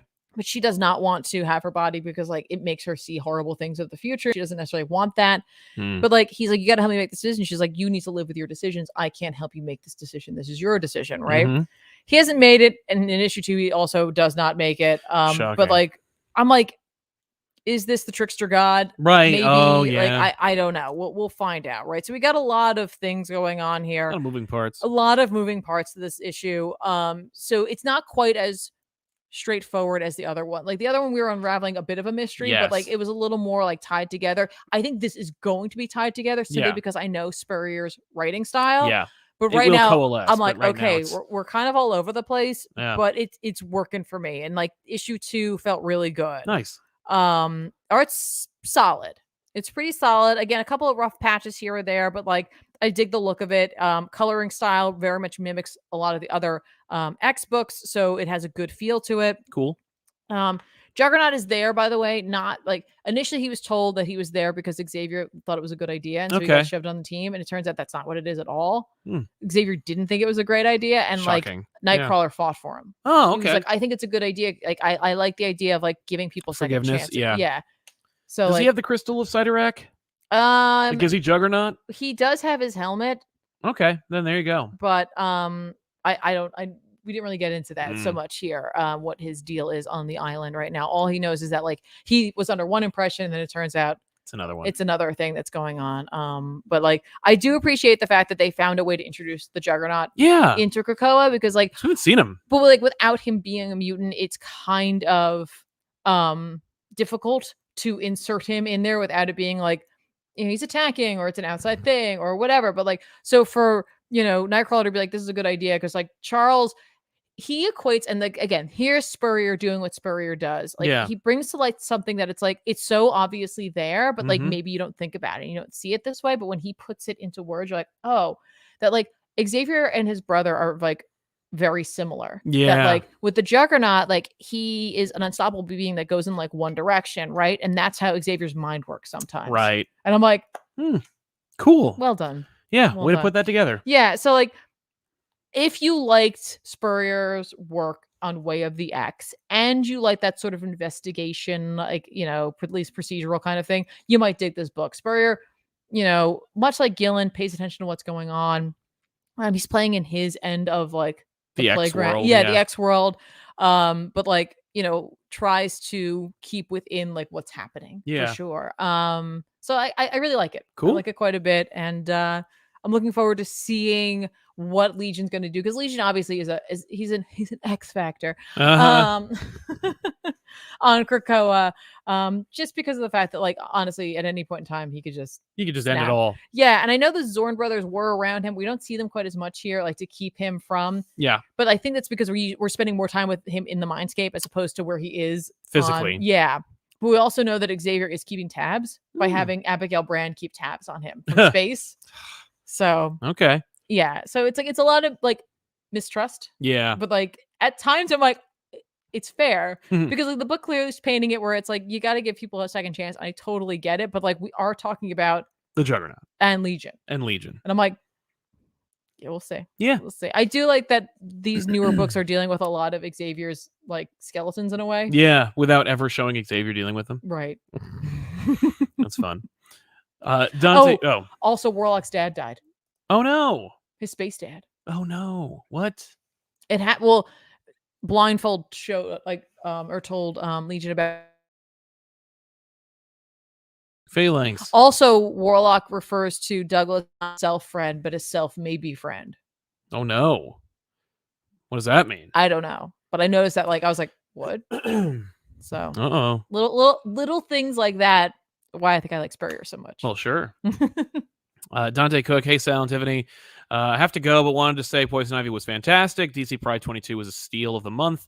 DC can take a lot of pride in their DC Pride. Could have never printed Aquaman BL though. What a total waste. We didn't read Aquaman yet, but you know, check it out. Yeah, no, it's one of those for the Black Label books. I find them easier to read in physical. Yes, and we didn't have the physical. No, I just didn't get a chance to get it. Yeah, I don't know. It's weird. Like most books I read digital, but some books, yeah. I don't know. It's just a thing. Kingsport Cal. Hey, nerds, I got to go to work. Does Tiffany have any interest in watching Ms. Marvel? Tell the kitties I said meow. Poison Ivy has been dope. Yep. Yeah, we saw Ms. Marvel #1. We liked it. Short answer is we just enjoyed it. It was a fun issue. It was a fun episode. Yeah, it is a much more it's a show aimed at a like younger audience but not like in a kiddie kind of not in a like it's talking down to you type of way, but I get that feeling from it. I still enjoyed it. You know, they of course have you can always tell when I haven't slept well.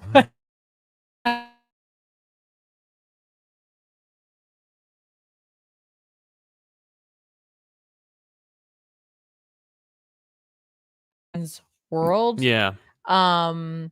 So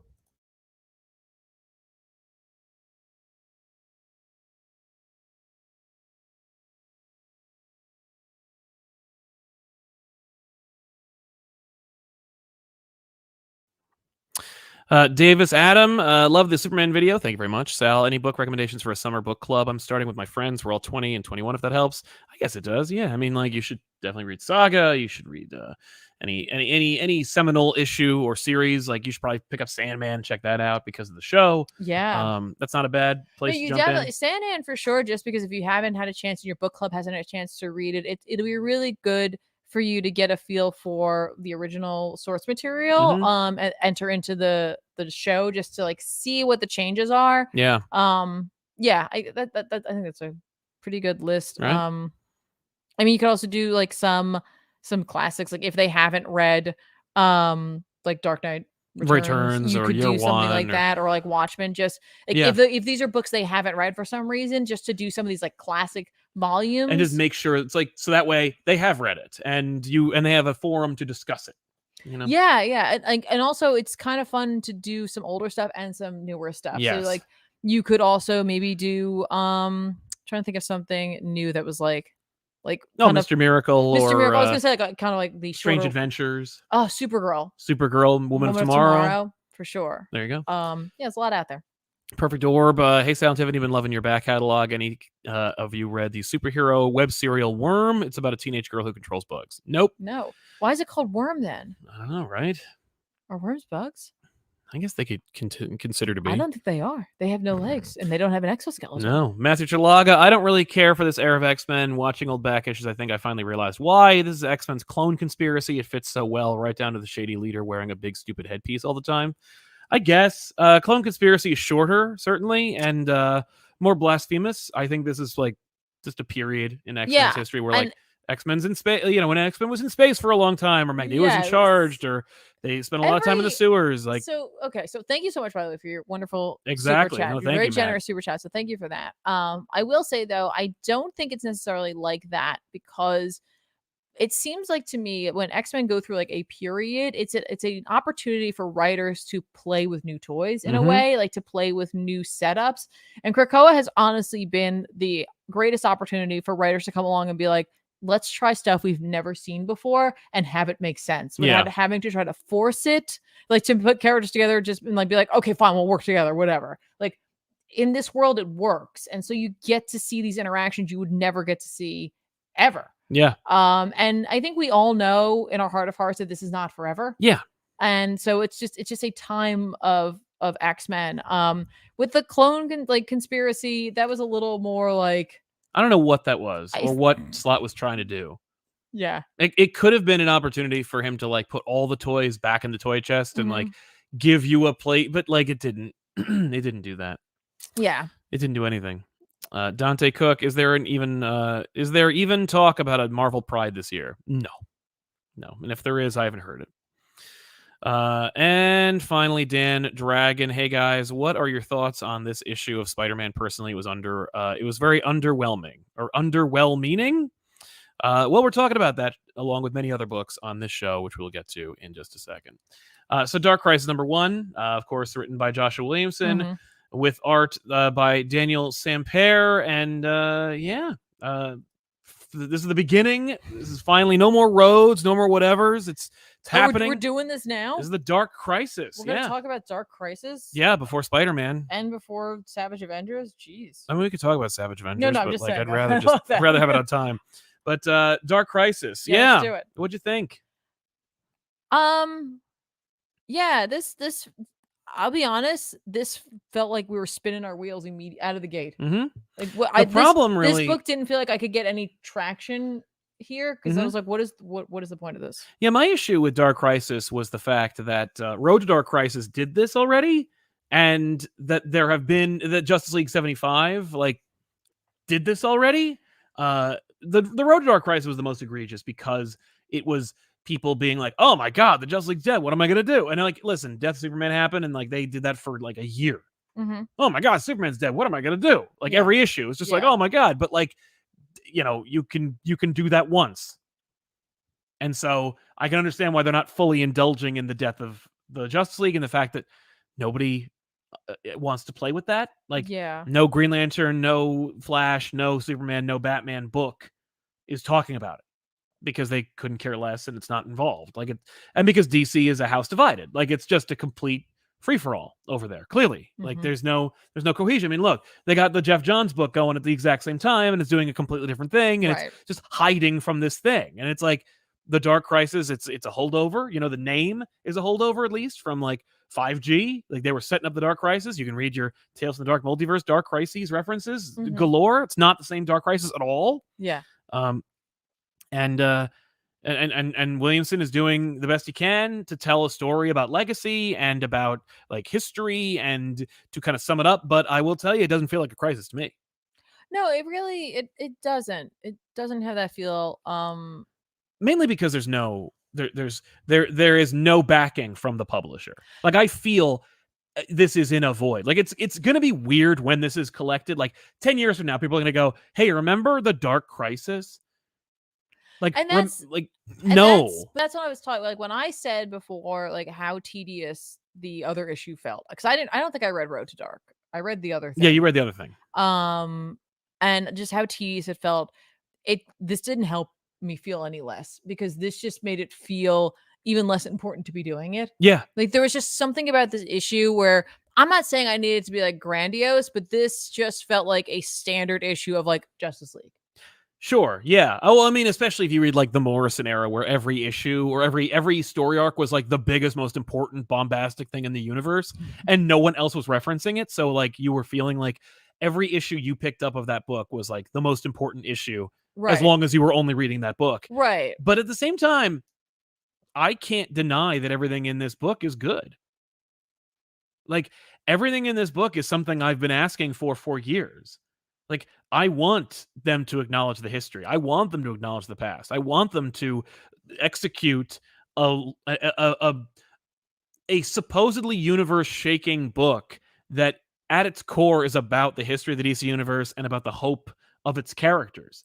Like I think that's really cool, and I think it's really like refreshing that it is about that. It's just that I think that because we're in a place where there is no leadership at DC and there is no corresponding stuff outside of books called Dark Crisis that are coordinated by the writer, it's just a thing that's happening. Yeah. But like that first page that introduces you to the legacy of DC, like the first sidekick is Robin. So the first execution that was a total lie as to what was going to happen in this book, because that page made this book feel important. And I got to tell you, this issue didn't feel important. Like this issue, except that first page, didn't feel like it should have the word crisis anywhere near it. No, it is. Well, and that's really what it is. I'm like, okay, you made me think like, okay, we're going to do a crisis, which is like, all right, fine, you're going to reboot the universe, or the superheroes they're are not. come back. It doesn't matter, right? You can tell they're not going to do then, that. Like, so then you don't call it a crisis. Right. Well, but like, and I got to tell you, don't call it a crisis, because your book would probably be selling better if it wasn't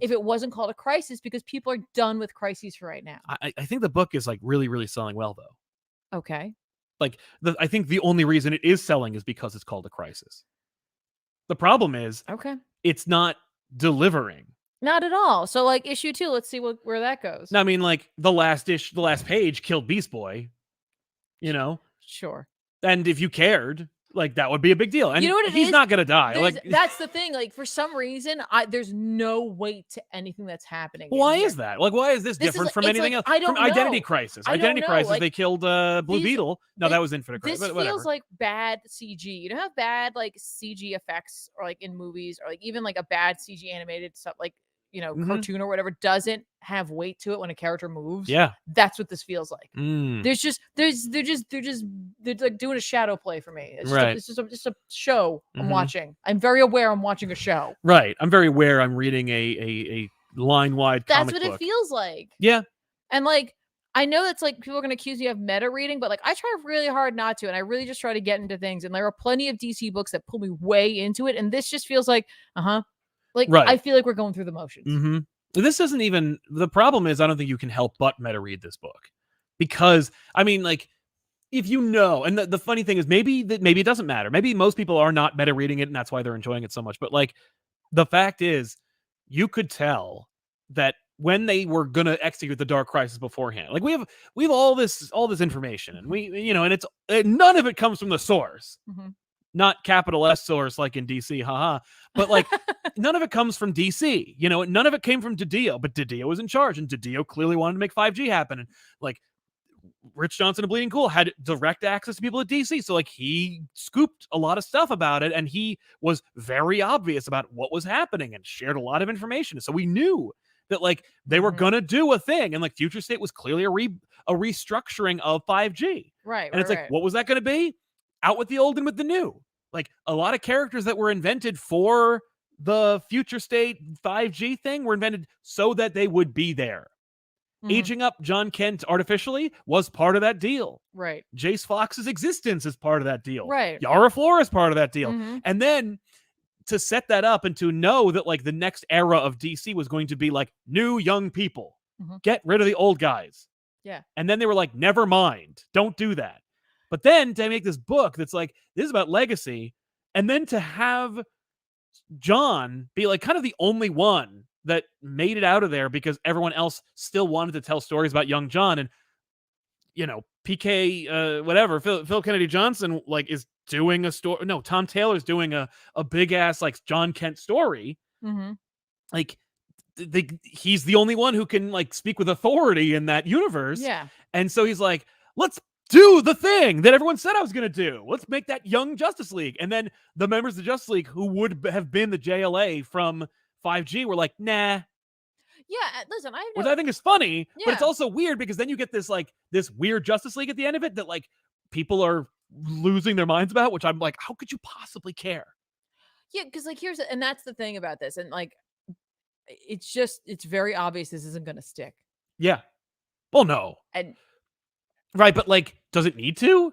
I mean, Crisis never stuck. But Crisis didn't stick. Infinite Crisis didn't stick. I think what it is that like the book's trying to make you think it will, instead of just. I don't think that the book is trying to do anything other than what it's doing. It's just that the thing that it's doing is just setting things up. But even the things that are being set up are more ethereal. They're less about the story of DC and where it's going, and more about reiterating. It's like a story you've heard before from a really well accomplished storyteller. You know, like, and I don't mean like in a comic book form. I mean like when your friend tells you a story you've heard 1,000 times. Yeah. And you're letting them tell you again. Right. And you politely go, but you're only half listening because you've heard it before. Right.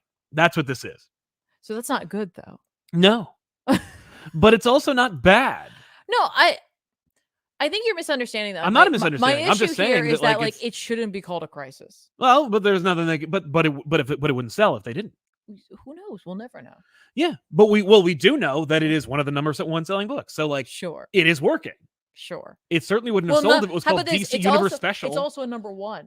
That's true. You can't judge a number one as the selling. No, at all. No, you can't. Well, you can. I mean, like it's 7 issues. I feel like number one didn't do enough to move the story along. Is there a story? Whatever. There should be. If I'm reading a comic book, there should be a story to be told. No, but I'm asking you, is there a story?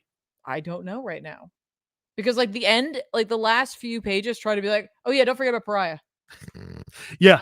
He's doing something. Yeah. And like there's bubbles for books you're gonna read. Yeah, because those bubbles are all tie-ins. They're all gonna you can pop and those tie-ins and read a book. Are gonna be really cool. But I'm sure. Yeah. Well, and Pariah has a plan. It's just that his plan isn't terribly sexy. Because he sucks. But but like my Pariah hate aside. Yeah, no, but I'm saying like Pariah's plan is not sexy enough. Like the Batman Who Laughs is sexy. And when I say that, I don't mean like I find Cenobites attractive. I mean like like marketing wise, it's a sexy character. It's like it's evil Joker Batman. You can sell a tattoo of that. You could sell a painted van of that. You could sell an album cover of that. You could sell a statue, a comic book series. You could sell Batman Who Laughs. And Batman Who Laughs wants to raise the earth to the ground, and he's going to bring up a bunch of cool looking McFarlane figures. You could sell the shit out of that. Yeah. And there is a subset, an ever growing subset of DC fans who are like, that's DC. That's what I want. That's not what this is. This is the antithesis of that. And that, you know what though, but you can make the antithesis of that still work. This book was, this issue in particular was just very much like, okay. Yeah. Well, and I think the reason why it matters and why I think it's valuable is because DC doesn't do that anymore. Like, because we are well-versed in comics, it's like, yeah, Teen Titans, Next Generation, absolutely. Duh. You know? Yeah. Jaime Reyes and Ted Kord both have value. Absolutely. Yeah. Like, yeah, no. Robin's the first sidekick. DC embraces legacy. Duh. Mhm. But like most DC fans, at least the vocal ones, are Snyderverse bros and people who think that the Batman Who Laughs is a really good idea. Right. And so it's like, this is a reminder. And I'm not saying that that's good either. No, I know. I'm not saying It's anything just- other than the fact that like that's what this book is trying to do. Sure. And I think we take for granted the fact that like DC doesn't just go, hey, this is the DC universe. But the problem is the publisher clearly doesn't give a shit. And so they're not going like, ladies and gentlemen, this is the because like that's what Johns did with DC Universe Infinite or Reboot. They're all fucking DC Universe. They gotta fucking get their branding in order. DC Universe Infinite, DC Universe DC Universe the book. Like I would say I think there was bigger hype over the button. Oh yeah. Well, button. I mean, like, look, it's the fucking Watchmen button But being held by saying, Batman. Like, you think about that. Think about the hype. Well, because the button was behind that. Well, the button was set up by Rebirth, and Rebirth suggested there was a mystery. Yes. There's no mystery here. No, Pariah's an asshole, and will he win? You see the difference between a book that the publisher backs, right, and a book that the publisher's like, I mean, it makes money, yay. Yeah, but you know what else there was with the button? Like, we don't know. Because Jeff Johns is also in charge of DC. It's true. No, it's true. Did we really think Doomsday Clock was a great idea when they announced it, or could we not escape it? Yeah. And so we were told what a great idea it was. Like, we don't know. I do know that this is an example of a really good-looking comic book. Oh no! That is I'm not arguing with you. No, I'm just saying, like, I agree. I know you do. It looks great. You'll disagree when you want to disagree. I'm just saying these are things we both take for that we're both saying for their self-evident. I'm not saying it to you. I'm saying it for them. Well, I know because I want them to hear my agreement as well. Right? Not just they don't hear you. You're a woman. But like Dark Crisis, it's a good-looking book. It is well written. The characters are incredibly consistent. There is action to be had. There are things people have been asking for decades that are happening in this book. And it acknowledges the entire history. What would you say those things are? Acknowledging the fact that the Titans should be the next generation of heroes. Pantsing the future state heroes. Okay, but we acknowledge that the Titans should be that, and then what do? We kill them. All of them. Yeah. Presumably. Right. Unless he did like a flip. Because that's fucking crazy. Well, holy shit. You do have two. You've got at least one character in that room that could have reacted quickly and saved them. And did. So yeah. Did. But like you're getting the final showdown between Deathstroke and Dick Grayson. You're getting Deathstroke being put into a major player not seen since Judas Contract. Right, but like, you know what? I gotta tell you, that's almost a more interesting story on its own. Yeah, without the Dark Crisis, any of this crap around it. Like that's a really interesting like 12-issue mini. Right. Well, no one would stick around for 12 issues. 8-issue mini. But like, the acknowledgement of the legacy and seeing the DC universe band together over a common loss. Like that double page spread of everyone being there it should be really cool. And I think it's only not cool because we're not told it's cool.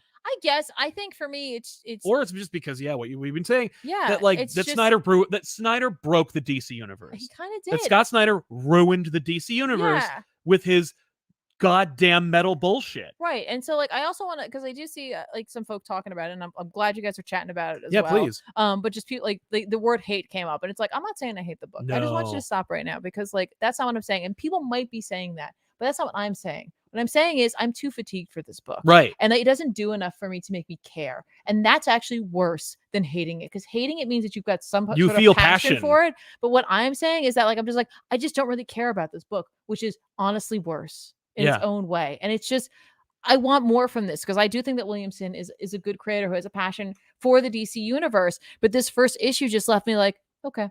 Yeah. Meh. No, it's like, it might be too little too late. That's what it feels like. And that doesn't mean that this won't go someplace great. But my fear is that enough people aren't going to stick around long enough, because it's a first issue, and you did say it sold great. Let's see what issue 2 does. And hopefully issue 2 picks it up, and maybe there's enough word of mouth. It's like, hey, this is doing something for real, but this issue doesn't feel like it's doing anything. No, but it is doing things. It doesn't feel like it's doing things. That's the problem. But things are being done. But it's also masked in like dressing.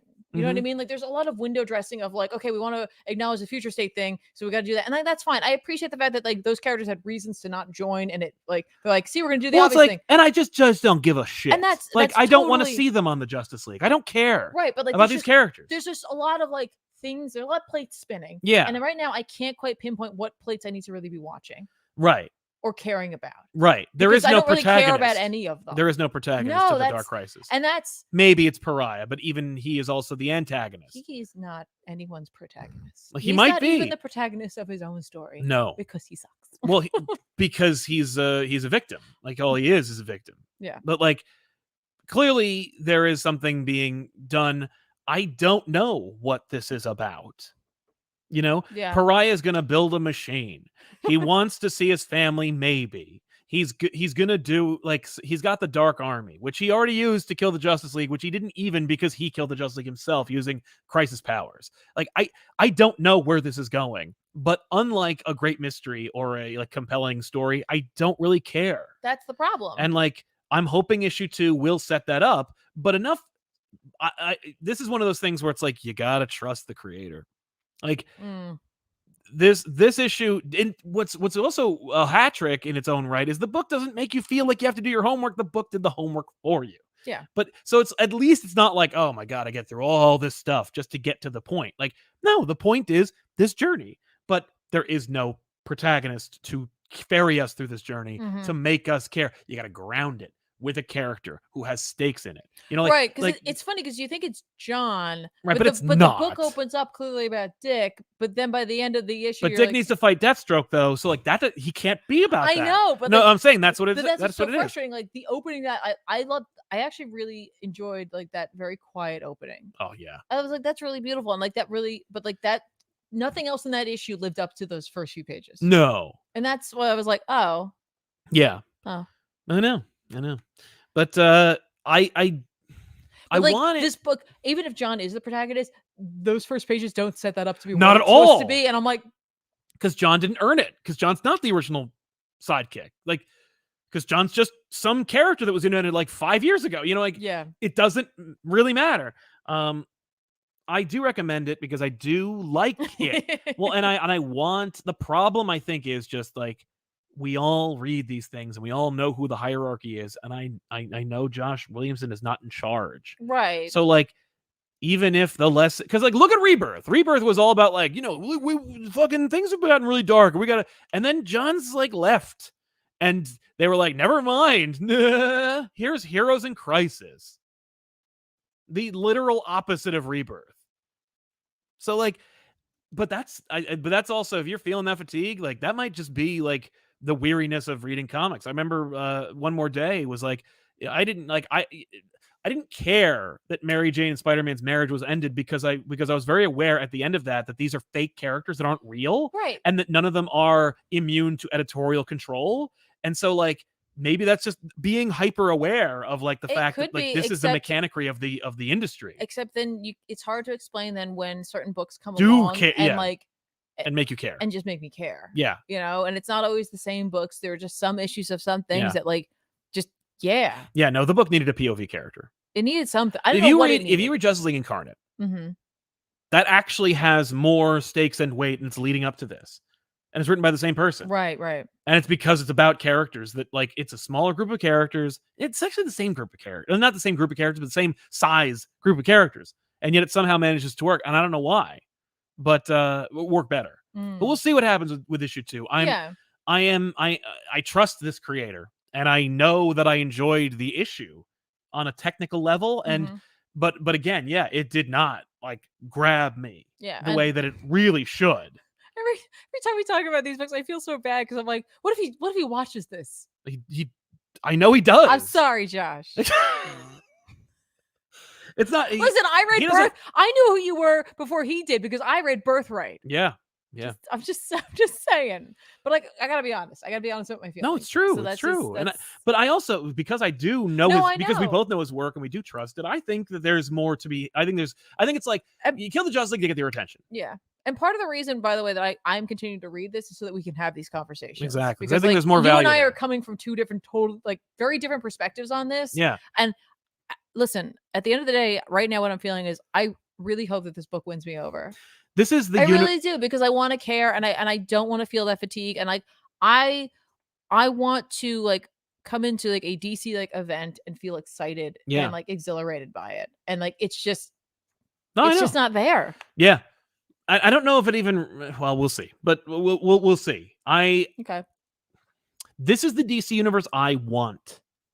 This is like, and again, that doesn't mean it's bad. But like, and like, hopefully the like aftermath of it is great if it affects anything. I can't imagine it affecting anything because I don't know that there is any leadership at DC that is on the same page. See, that's also frustrating. If it's 7 issues, we got 7 months or whatever. I don't know how often this book comes out, but like we got a while. I think it's like December until this book is over. Okay. So we got until December. I mean, the comic book industry could implode and re-expand. We don't know. Like, who knows? You know, they could make Josh Williamson editor-in-chief, for God's sake. Like, we don't know. But like, I know that like Marie Javins is an amazing editor, and she is a champion of comic books. But also, she ain't out front enough. You know, she's not wheeling and dealing. She's not DiDio-ing or Quesada-ing. You know, nobody's going out there being like, yo, I'm the character in this universe. Like, that needs to be, you know, out front and center and talking about my direction of this universe. Yeah, but like, nobody's talking about it. Because you know what, though? Would you want to be that? Not at all. It's like a terrible, thankless job. Just basically painting a target on yourself. Right, a exactly. Human target. Right. But you'll get people to yes. Marvel wouldn't have worked and connected with people if Stan hadn't done. No, it's true. Like, and we say that about like no matter what you feel about Stan Lee and like, you know, him as a person or him as a collaborator with other creatives. Right. What Stan did, though, he became an ambassador to the whole medium. Yes. And even if he only promoted his own. But he brought people into something that they may not normally have gotten a hold of. And like they would eventually grow and move beyond Stan. Yeah. But like Stan was there to go like, well, and he made the creators, or at the very least himself, a gateway point from the fiction to the reality. And DiDio and Quesada and like other charismatic members of the editorial staff like have also done that. Like Quesada was like, I'm gonna give you my fireside chats and my cup of joes, and you know me, and like, you know, now you're part of it. It's like owning stock in the company. Like you have a controlling stake in this because you know me as a person. Yeah. Now let's read all of Dan V900's freaking comments. Let's read all the wonderful chats by everybody. Dark Crisis just didn't feel like a crisis. I agree that it didn't have weight. Everything in issue 1 was promoted and shown, including what happened to Beast Boy a month ago. I was pretty bored by it. That's true. That did happen. Other than the opening spread referencing events, switching out Mary Marvel for Supergirl was a weird choice, and Supergirl having the suit from the end of Woman of Tomorrow with that time jump was odd. I didn't think so at all. I couldn't care less about that. So wait, I will ask you this. When she said I just got back, are we talking about... Yeah, we're talking about Supergirl. I think we're definitely talking about from Woman of Tomorrow. That is a very different way of writing that character after what she went through. Yeah. I was like, that can't be what they're talking about. It has to be from something else. I don't know. I'm not reading Superman. That's fair. Okay. Black Adam questioning why certain people were on the new Justice League felt very meta and made the team feel less important since we know it was not sticking. I think the fact that you know it's not sticking is actually why they put a hat on it and referenced it. So like that was actually really valuable and really important.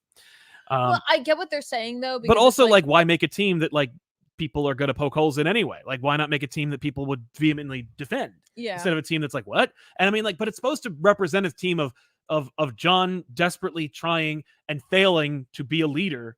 You know, he's like, oh, the future state thing, the 5G thing didn't happen. So like, I can't make my Justice League. Like, you just have to, like, I'm the Avatar, you have to deal with it team. Yeah. So here's a bunch of characters that like, I mean, Harley's on the team. You guys like Harley, right? I mean, like that feels like a team by committee, like, which is deliberate. I think that was actually one of the most like funny moments for me where like, I remember when they leaked it and they were like, oh my God, this team sucks. I'm like, yeah, it sucks. It's a like, what do you need 2 Blue Beetles on it? I'm like, that's stupid. Like, it's supposed to be stupid. Yeah. It's a team that a friggin' 14-year-old would come up with. Yeah. No, I get it. I don't disagree. I know you get it. But like there was something like I think it was the way in which it was pointed out. It seemed, I don't know. It was a little weird. It was. Yeah. Anyway. It's fair. Potassium to the Heart. New to comics. Currently reading Woman of Tomorrow. Any recommendations for first X-Men series? Shout out to my Vinyl Cracked watching. Shout out to Vinyl To Cracked. Vinyl Cracked watching next to me. Which I believe these two were here for my Twitch stream, which was wonderful. So if so, yay! Thanks for being here too, and thanks for joining me on my Twitch stream. First X-Men series. I mean, you should read some Claremont. I mean, like everyone wants you to read Claremont. I would not read the first thing I would not read is Bendis. I'd probably try out something like the Dark Phoenix Saga. Something where it's like it's seminal, it's important, it's big, it's bombastic, and it's something people are referencing and remembering. With X-Men, you could. I mean, because I wouldn't read like the first Jim Lee Claremont book because it's really it's very wordy and dense, but also not like because it also then goes into the worst era of X-Men. So it's a physically dense book, though. Yeah, that's very true. Yeah, I would go back. I would read God Loves Man Kills. That's a great like graphic novel that you can just be like, there, I read that, and that's cool. You could read Giant Size X-Men #1 and go from there because it's like introducing you to a new era of X-Men. You can read the Lee Kirby stuff. Yeah, I would understand definitely what that universe is all about. I would read some of the big hitters, like Sal's saying, because then if you decide you want to read anything happening now, you have a little bit more of appreciation for some of these characters. Because you'll have a little bit of like an idea of where they came from. But the fact is, the internet is your friend. Yes. And like with the X-Men, like don't feel bad about looking stuff up and being like, wait, who is this? And like, what do I need to know about this character? Needing to know who every character is. Yeah. Just watch the Cerebro cast. I was gonna say you could also you could probably I think you might be able to pick up like Demon Bear. Just try that too. Just to try a different team. A very different team, very different feel. There's like one or two things in there where you're gonna be like, what is this referencing? But you don't need to know about it for the story. Yeah. Like it's just if you wanted to keep going, you could. But there's a lot. There's definitely a lot out there. And like X-Men's great because it's like it's one of those so funny because it's such a gateway for a lot of people who watch the various cartoons. That's true. The various cartoons throughout the history of the X-Men. Yeah, it's a gateway, and yet it's also one of the harder things to kind of get into. Yeah, simply because of the fact there's just so much of it, and it is so intense and lore heavy. Yep. But don't be afraid. Yeah. Don't be afraid to just jump into something. And again, use the internet. You have it. Enjoy it. Yeah. There's so many resources out there to just catch you up on a couple of things. And from that, you might discover like, hey, you know what? I want to know more about this. Yeah. And maybe I'll go read that. So go for it. Yeah. Don't be afraid. So from Zeb Wells and John Romita Jr., Amazing Spider-Man #3, continuing the new era of Spider-Man. What did Peter Parker do? What did he do? We don't know yet, but this is a better cover than the last one. Yeah, the inks are better too. Yeah, Scott Hanna. It's just not surprising. You know what though? Maybe it's because it's tight in on the anatomy. It's just it's tight. It's a better looking example of Romita's art. Yeah, the art, by the way, solid, good stuff. Works. It's Romita at his finest in years. By the way, I should also mention that the art in Dark Crisis was great. Yeah, we said that. I know. We said that we both really enjoyed it. Okay. It looked good, and like there were some good beats there. Like when they're talking about there's only one person who should lead the Justice League. Yeah. And like we cut to Dick, I was like, yeah. That's just it was great, it was great cut. a good cinema style cut. Yeah. So this story is super hardcore for some reason. It's just like it's very Zeb Wellsian, I think, because Zeb Wells of course did Hellions, and you read Hellions. I didn't really read Hellions. You loved Hellions. Now, like, would you say that it was like angry, mean-spirited, gross, hardcore? Like so that it was dark. The first volume was dark. Right. As we progressed along, it became more lighthearted and fun with elements of like, oh God. Yeah, that's what this book is. It's just straight up that. Yay! It's nonstop. That sounds great. It is a straight up misery fest, this third issue. Okay, so no, there isn't. All right, so the first issue, yes, there's a bit of misery because we were dealing with all sorts. But you're only on the third issue, and these stories. This will take you 5 minutes to read. Okay. This is no time. It also sets up Tombstone, which is not my favorite character. I don't have a problem with Tombstone. I'm just like, oh, cool, Tombstone. Okay, well, whatever. Like, go for it.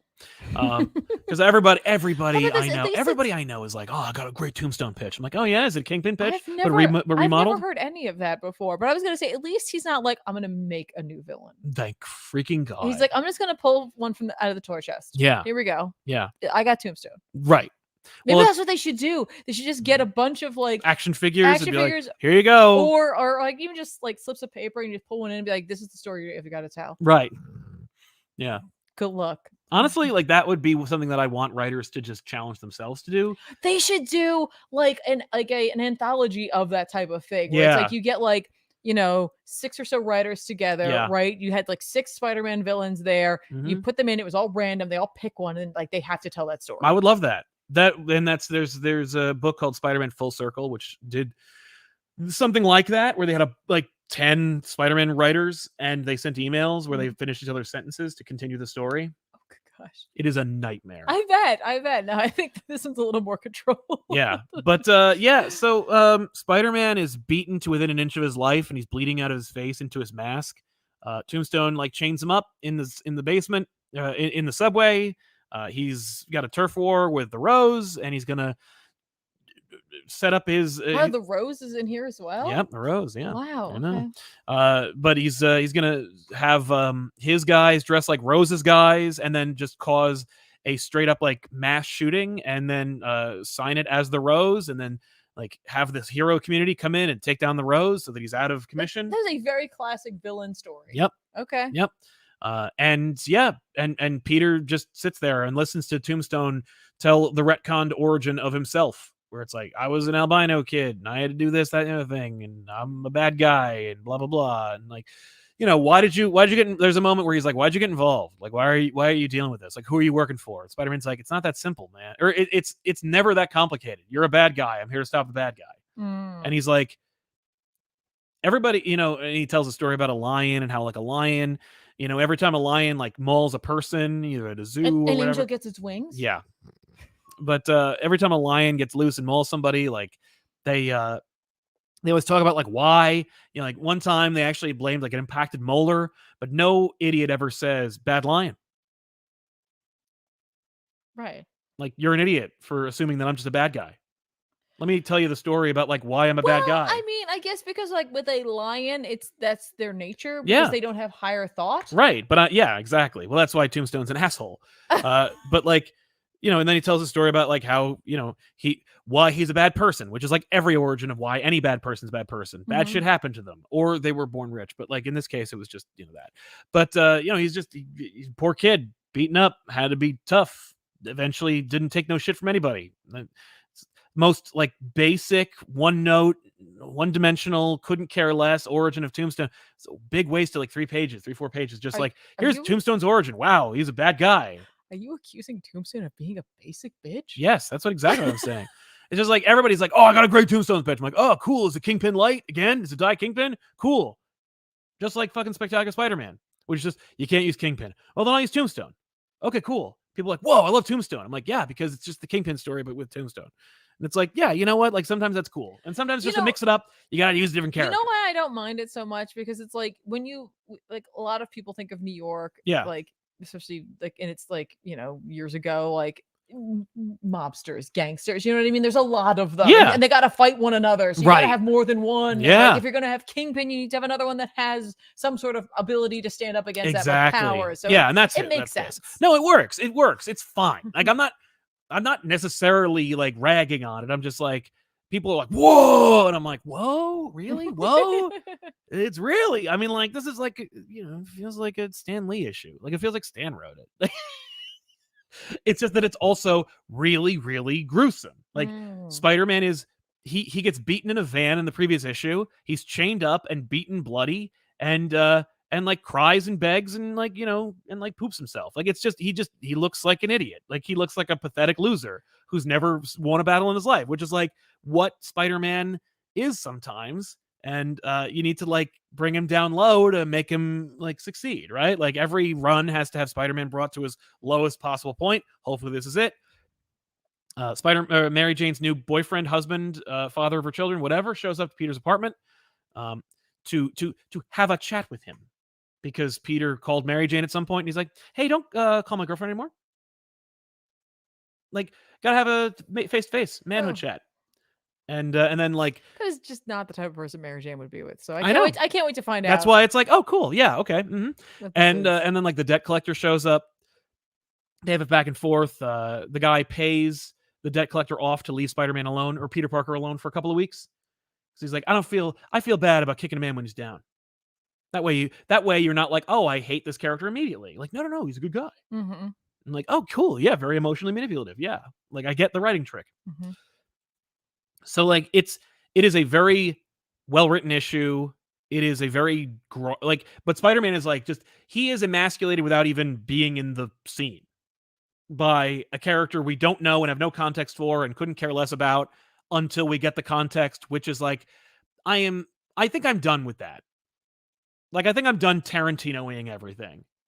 Like, okay. I think when Swordfish did it, it was like, oh, you can just retire the, whoa, wasn't always like this. Let's go back, man. Come on. Like, But that's not fair, because that you just basically told a whole like futures and like many generations of creators. You can never do that. No, I know.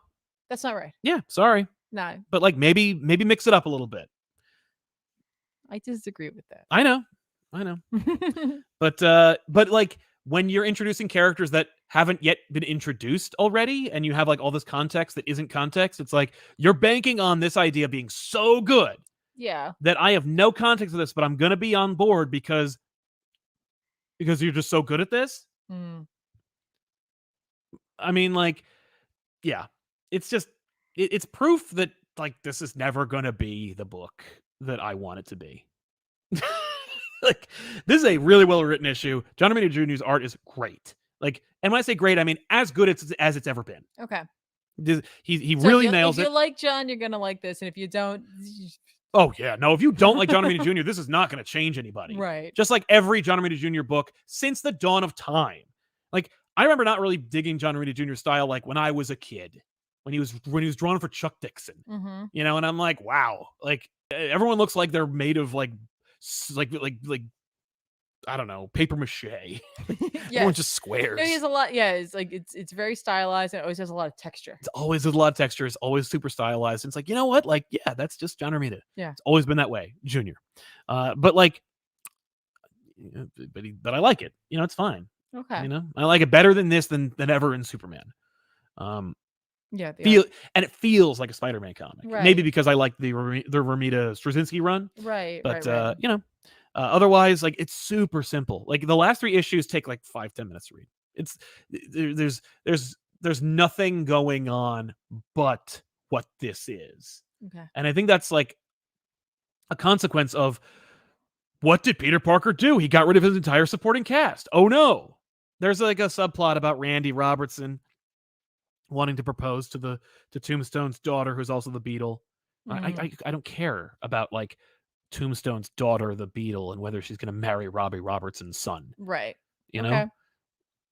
Like, I care about Spider-Man and Mary Jane and Aunt May and J. Jonah Jameson and maybe Robbie, but like not Robbie's son, who is always, I feel so bad because like Randy Robertson is a character that like has agency and he's a very distinct character. He's like, he doesn't like, he's kind of a doormat, but he doesn't want to be, and he tries really hard to push off like that kind of like mentality. And sometimes he has a lot of agency and sometimes he doesn't. It depends on who's writing him, but like he's certainly a doormat for Peter Parker because he's used by Peter Parker like in every story he's ever in, because like whoever writes for him always like goes, I'm going to bring Randy Robertson back, and then the next writer goes, I don't give a fuck about that character. Right. So like Randy is always just like, yeah, hey, wait a minute, and then he just disappears for no reason for years. That being said, I don't care about Randy, but like for whatever reason, somebody always shows up and goes like, you know Randy Robert. I'm like, yeah, you know Glory Grant's a character. You know Jeff Katzenberg is a character. Like you know, like whatever happened to, you know, whatever. Like, you know, there's a gazillion Spider-Man characters. And every time somebody's like, oh man, Randy Robertson, this just isn't going anywhere. So it's a well written issue. It's got really good art in it, and if you like the direction that they're going in, you're gonna be like, yeah, especially if you've been waiting for a strong Tombstone pitch, you're like, yes. But like, these are the things that I'm thinking when I'm reading it. You're just like, ugh, again, or ugh, still, you know. But I recognize that it's a well-made issue that I think you're gonna like if you like if you're newer to it. Oh yeah, you're gonna love it. Yeah, you're not gonna have the same. No, and it hasn't been this raw. Like, Spider-Man hasn't been this pathetic looking in a long time without like also being the head of Parker Industries or something. It's like Peter, like when Dan Slott's writing it, which is just like the most mundane, obvious stuff. Like, hey, he's giving a big important speech, but his zipper's down. Like, wow, I watched the Three Stooges too. Nice job. Great gag. Solid stuff. Man, wow. Yeah. Keep it up. Anyway. But it is a recommend because I think it's a real book. Like it's a real. It is a real book, and it doesn't feel like Nick Spencer, where it's like I'm here to clean your garbage. Before we like get into super chats, I like really just briefly, because we're really very much out of time here. We are. So I'm gonna talk about. I read Savage Avengers #2. You did, yeah, and this is a good book that like needs to be on more radars. By David Pepos with art by Carlos Magno. Yeah. It's returning Conan back to the Hyborian Age with a whole bunch of other characters in tow. Including Anti-Venom and Black Knight and Cloak and Dagger and Weapon H and Elektra Daredevil. Yes. Which is great because, they get split up. They're in like little mini teams. So it's like Dagger and Weapon and Anti-Venom and Conan, and then Weapon H and Black Knight and Elektra and Cloak. Okay. And it's so funny when they land, when Cloak and Elektra land. Mm-hmm. They're in like this Coliseum, and immediately like they're called out for being like a sorcerer and like a demoness. Yeah, because she's a demon. Yeah, and then they released Devil Dinosaur. Oh no! So I was like, cool. So there's a lot of cool stuff happening in this book. I'm really not going to get into it. Just know that like Deathlock is the Terminator. Yeah, and that he's doing his Terminator thing. One of the Deathlocks, I guess. Right. Also, Weapon H can't turn into Hulk because like he can't Hulk out. Right. Whatever he would call it that he does, because like he can't like chart, or he can't like kickstart his gamma core. Okay. But then when he does, he turns into a red harpy, which I was like, that's Betty Ross. Yeah. So I was like, is that just in you? Yeah. Can you turn into any Hulk? If you're a Hulk, right? Is there something in you that lets you turn into like a harpy? I think that's just Weapon H can turn into any Hulk. Oh yeah, all right, that could be it. Or any other Hulk. Yeah. Like we'll see him turn into like maybe A-Bomb or something. Okay. Or Scar. It also works though because he's in the Hyborian Age, right? So it looks appropriate. Sure. But yeah, this book is well written. Pepos does a really good job of like managing character. Capturing character, managing all of his characters. Obviously, the bulk of it is going to be really about Conan and the Hyborian Age, but everybody gets a little moment here. You're kind of getting to know each character as they're thrown into this like tumult. So like, it's fast. There's a lot of action going on. We do get like some downtime as the team kind of coalesces and comes back together. Mm-hmm. But a lot of it is also told through narration, and like Pepos is just a very different writer, award-winning writer. Yeah. And so like you are going to get a lot of narration that's going to help to guide you through this book. So just be prepared for that. Fair. Also at the end of this, they're bringing back Tulsa Doom. So I was like, cool. If you're a Conan fan, you're going to be like, you're gonna be like, when is this gonna stop? Because there's or you might be excited. No, I mean like, when are they gonna, because they pulled the rug out from under Conan. Yes. So it's like, when is this going to abruptly shift? Right. But like, so I kind of assume that this is going to lead to like the bulk of the team going back, but not Conan. I think Conan. I think they're gonna wake up and be in New York, and Conan will not be but I there. think that's fair. If we need to put that toy back in the box, is a really solid way to make that happen. That's fair. So yeah. I'm along for the ride and see where this goes. Very different voice for Conan in this through Pepos, but like I dig it, and the art looks great. Nice. So yeah, Will M. Golden with a super sticker. Thank you very much, Will. Thank you. Thick Grayson, you guys are awesome. Heart. Also, when does Swamp Thing Green Hell #2 drop? I love the first issue so much. My dude, I don't know. Nobody knows. Nobody knows. And the fact is, like, there are so many Black Label books right now that I'm waiting on because for me, Lonely like, City and... so here's what's funny is like I clearly talk a lot about Marvel because I'm reading more Marvel weeklies, but the big books that really hit me are DC because of the Black Label books. And like there's some of my favorite right now. Like I can't wait for One Dark Night. I can't wait for Catwoman Lonely City. I like Suicide Squad Blaze. Yep. And I definitely got to pick up the Aquaman book. We just didn't. I like to have again like the. And I'm enjoying the Rogues. Yes. But like Black Label books I like to have. And I also really enjoyed Green Hell. It's a very different take. Yeah. But they come out when they come out. Yeah. And I know paper costs are through the roof right now. Yeah. And for some of them they're oversized. So I could imagine they're trying to scale back or wait or delay. Like trying to, because paper can shift in price. Yeah. And so it could just be that. I don't know. I really don't know. There could also be delays, but like there's just, I feel like one day there's just all going to come out and I'm going to be like, oh my God, that's a wallet breaker. Yeah. That was a $50 day. Thanks. Matthew Chalaga. So before this arc, Spider-Man was wrecked by the C-list UFOs. Now he gets his ass kicked by the eternal jobber of the Marvel Universe, Tombstone. Does anybody remember when Spider-Man used to be cool and could beat people? Yeah, vaguely. And that's right. That's what it is. I don't know if Tombstone's a jobber though. I think he's he's a little bit more of like a character than that. Dan Dragon, does that mean that Tombstone doesn't have higher brain function? Also pitch for Spider-Man versus Predator. He's like a shark. Yeah. No, he definitely does have higher brain All he function. does He is says eat like or sleep and make little tombstones. Make little tiny tombstones. Yeah, Spider-Man versus Predator. They're all versus Predator. That'd be great. Wilbert Robinson just wanted to remake the first Predator with Weapon X. It can even follow the old formula. Weapon X after Omega Red, and the Predator shows up. Yeah, that'd be cool. Weapon X. I'm assuming you're talking about like just Spider or Wolverine just in the past. Yeah, if like I would love it to be like Wolverine right out of. Oh yeah, that would be great. That would be really cool. Like he's in the Canadian wilderness, like in the snow. He's got the crap on him and the Predator. Yeah. So yeah, let's recommend some comics that are coming out this week that we think you should check out. I don't really have any. Tiffany? What? I have like 2. Oh, okay. Wolverine number 22 is coming out this week. I really enjoying this book. It's Wolverine, it's Deadpool, it's a Kubert on art, and it's written by Ben Percy. So for me, that's like, it's just fun. It's just a fun little thing. And like sometimes when I get, because obviously I try to follow as many of the X-Men books as possible, so we could talk about them. But like with Wolverine, it's just like fun. It's just yeah. It's like it's just nice. X-Men Red. I just wanted to say it's coming out. It's written by Al Ewing. I will probably pick this up. I like this book, and then I don't like this book, but I like this book. We're talking about Araco. I like the Magneto stuff. Yes. So I'm going to check it out. Like, I don't know. This one just hasn't like captured me, but I think when it's collected, I think it will. Because I trust Al Ewing. I like him. Yeah. I want to give a shout out to Moon Knight, Black, White, and Blood number 2. Yep. That's coming out. There's a bunch of writers on this, some of which we just mentioned, including Ben Percy, David Pepose, and Patrick Zurcher. So if you want more Moon Knight content, this is going to be one of those little anthology books. You get like 3 stories in there just by these different artists or writers with different art on it. And you know, it's all different, like Aaron Styles. did like one that was like in the far-flung future, or like, you know, we have one that was like kind of more modern, current. So like you get all different types of like Moon Knights. That's true. I think it's worthwhile. Yeah. I got to give a shout out to Tynan here on Sandman Universe, Nightmare Country number 3. I really didn't think this book was going to catch me because I'm just like, it's about a very specific character in the Sandman Universe. And not that I don't like this character, but I'm like, what all right? about but them? what right have you to write the Neil Gaiman creation, the Corinthian?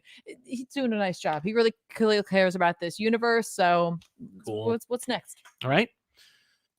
Also 8 Billion Genies number 2 is coming out. I really like the first issue a lot. I don't know how long I'm going to stick on this book. I don't know if this is going to... I hope it's a mini. I don't know where this is going, and I don't know how it is. It's 8 issues. Oh, thank God. Because I really don't want like a 100-issue run of this. I don't want an ongoing. Thing. But like, I'm like, I can't tell if this is going to go super miserable or like have a ray of hope in it. I don't know. So it's going to really depend on where my brain's at. It's written by Charles Soule with art by Ryan Brown. So you might want to check that out. Yeah, too, for sure. And I just gotta give a shout out. This is not for me, but I know we have a lot of crossover with comic book fans and wrestling fans. I'm not a wrestling fan, but listen, like you got to give a shout out to Daniel Warren Johnson, for his incredible writing and his art. But he's putting out the first issue of Do a Power Bomb. Yep. Which he says you don't need to be a wrestling fan to enjoy. I think it's going to help, but I just want to give a shout out to you wrestling fans. If you're looking for something that crosses over your love of comics and wrestling, and you like Daniel Warren Johnson, you're going to love this book. All right. You're going to love this book. Mike Spicer's back on colors, of course, because they're a great collaborative duo. Exactly. Yeah. Check it out. So I'm going to check out one more issue of Blood Syndicate, season 1, number 2. I said that like basically this book, it wasn't bold enough, but we'll see what happens with issue 2. We'll see if I'm right. All right. I hope I'm wrong. It's written by Jeff Thorne with art by Chris Cross. That's right. And also I'm going to pitch this. It's just a reprint of the new Fantastic Four. Is it really? Yeah. They're getting a lot of like play for some reason. So the new Fantastic Four Marvel Tales number 1 is coming out. It's just 84 pages of the stuff about them, like when they were in canon for a hot second, written by Walt Simonson with art by Arthur Adams. I don't know why they would put a cover on this that wasn't done by Arthur Adams. It's such a I thought weird it was choice. like some sort of new like what if They thing. want to trick you into thinking that, so you'd buy it, but it is so stupid. Oh, it's Quesada did it. Yeah, great. That's probably why it's on there. Yeah, I'll bet. Last thing he did before he went out the door. But yeah, so we want to thank you all so much for hanging out with us. And yeah, sorry for the extra long episode. Yeah, it's been happening a lot lately. Well, we had a really passionate. The Dark section Crisis there, really made that happen. Yeah, I really should have seen that coming and shortened some of my earlier ones. No, same here. But yeah, we'll figure this out. We'll try to make it less 2-hour-y and more 1 hour. 1 hour. Yeah. But thank you all so much for supporting us. Thank you for their super chatters for sponsoring today's show. If you want to sponsor us more, you can go to patreon.com/ComicPop. But the most important thing you can do to help us out is subscribe to this channel, give us a like, and hit the bell for notifications to know when we're going live and when new videos like our Superman movie pitch episodes go live, because this is the channel where we try new things and do new stuff. Also, don't forget to check out youtube.com/ComicPop and watch Tiffany on twitch.tv/ComicPop. Watch her play video games. We'll see you guys next time with another episode of Off the Rack. I'm Sal. And I'm Tiffany. So long, everybody. Thanks a lot for watching. Bye.